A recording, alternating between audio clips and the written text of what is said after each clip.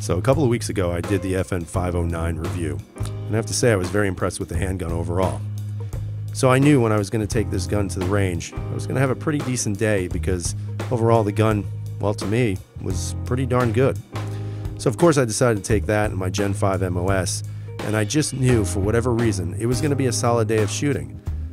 Now of course, loading the box and getting ready to go, it's always a joy to do it. I'll be honest with you guys, I enjoy shooting and I enjoy getting out to the range as much as possible. And now that I had these two handguns that I've never shot before, I was even more excited knowing that I was going to have a pretty good experience, or at least that's what I was hoping for.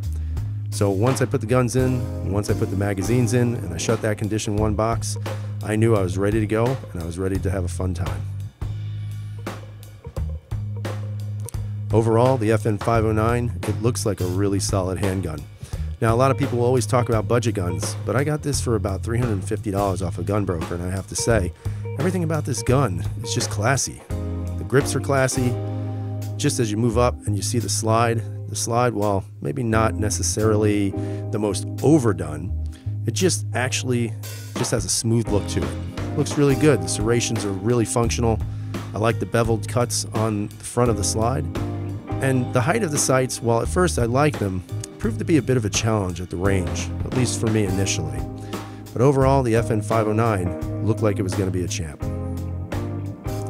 Now, I'd say one of the biggest concerns I had was the trigger. And the reason why I said that is because the trigger shape is just, well, it's not my cup of tea. There's just something about the hinge triggers that I just am not a fan of.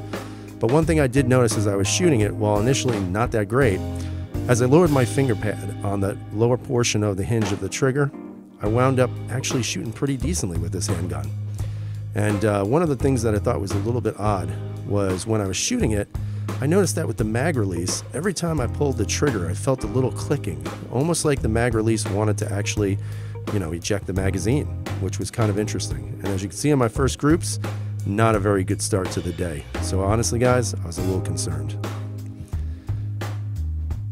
So of course, with any other gun, you have to realize you have to take those guns out that you buy and you have to shoot them regularly to get a good feel for them. Now I know there are some operators out there who are sitting watching this video saying, I can handle any gun, anytime, anywhere, any day. Well, I wish I had those skills, guys, but I don't.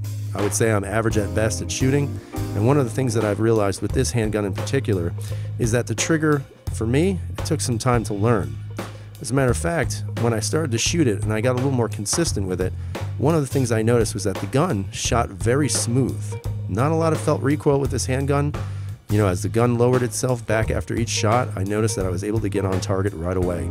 And that says a lot about a handgun, especially when you pay such a low amount for such a cream of the crop handgun, at least in my opinion. Now again, as I continued shooting, the groupings actually started to get a little bit tighter and a little bit more centered. Now, one of the other things that I observed as I was shooting this handgun was that the sights tended to be a bit of a challenge. And the reason why I say that is because the sights, even though they have a great sight picture, if I was aiming at a target dead on, it would shoot low. So I actually had to raise the muzzle up a little bit in order to get more centered shots. And when I did that, I was actually more on target than before. Overall, would I consider this day a good day for shooting, at least for the FN509? I would say so, and as I was able to shoot faster and starting to do double taps with the handgun and learning that trigger position a little bit better, especially on the lower portion of the hinge, the groupings actually tightened up quite a bit. And I have to say, for me, I was actually very pleased, and you can see by that target, you know why that was the case. Now overall, the FN509 to me is just a fantastic handgun. If you're lucky enough to own this gun, I think you're going to realize that, we live in good times, guys. And the reason being is because these guns that are being pushed out by all these manufacturers offer a lot of quality.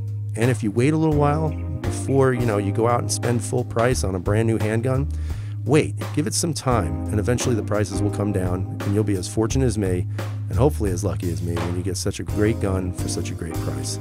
So overall, guys, the FN509, well, to me, it's definitely a winner. Have a great day, guys. Stay safe, and as always, freedom is never free.